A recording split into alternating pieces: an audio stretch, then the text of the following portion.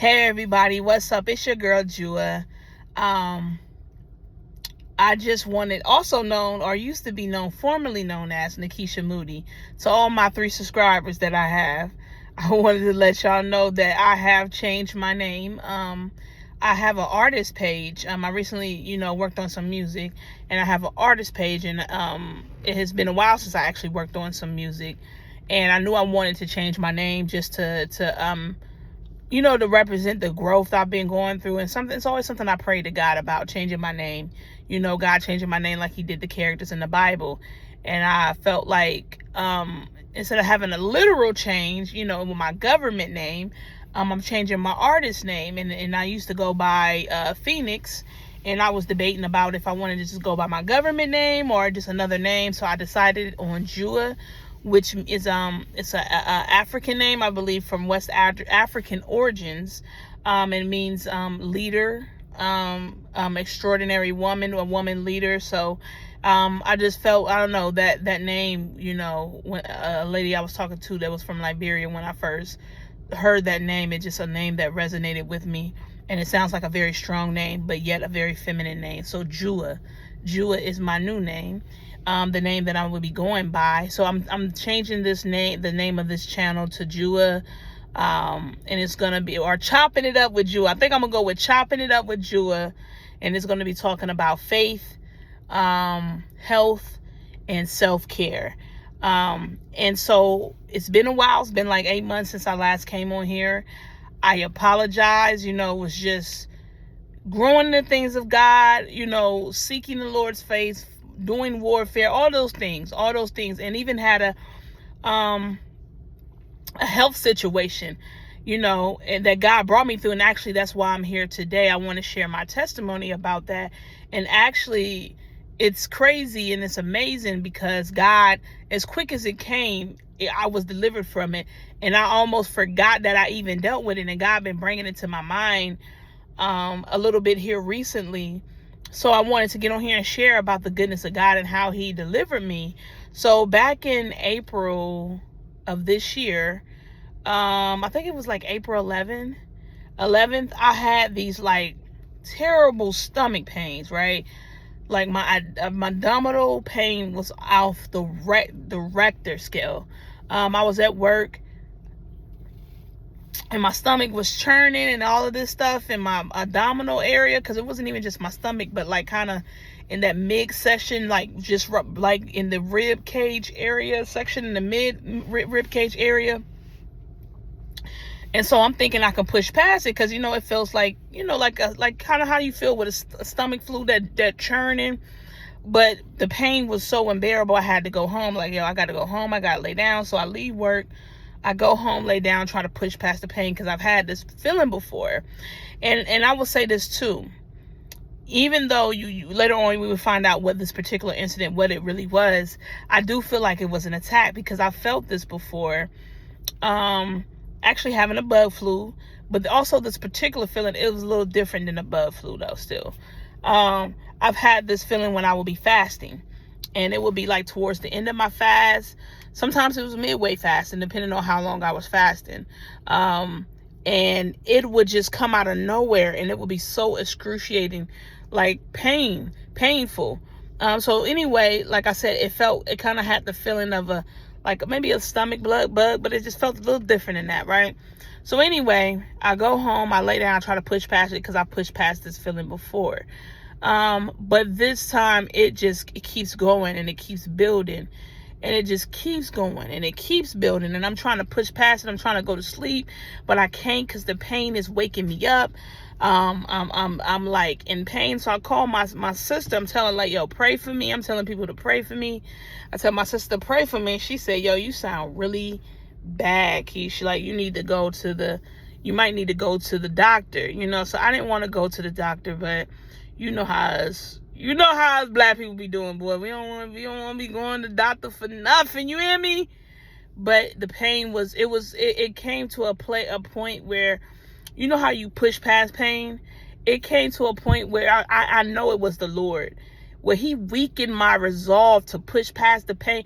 Like, I felt like I had no more push past in me. it was like, I don't know how to explain it, but and it's crazy because I've had this pain before and I have pushed past it, and actually for a longer amount of time. But this time, God did not allow me to push past that pain. So I told my daddy, I was like, yo, Dad, you got to take me to the ER. I'm not feeling well, you know. I was getting kind of scared because, like I said, the pain was so intense, and it just felt like my resolve was giving out. So my dad, we go to the ER. I'm sitting in there, and it's like a, what is it, Thursday night? It's Thursday night, right?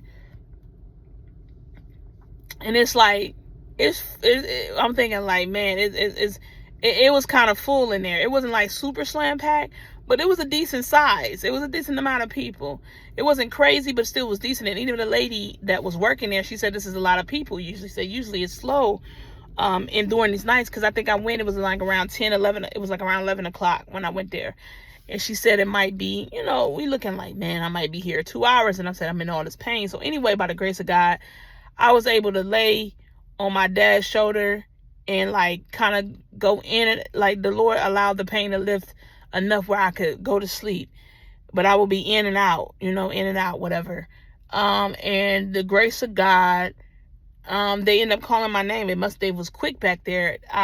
They called my name and I went back probably like an hour after I got there. So, you know, we go to the back with the woot, and, you know, they're running, you know, they put me in a room, they run these tests, they give me this GI cocktail. And they say, most people love this. You get the GI cocktail, it's going to get you right.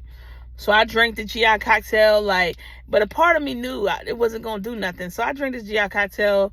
They come back a little bit later and ask, like, how you feeling?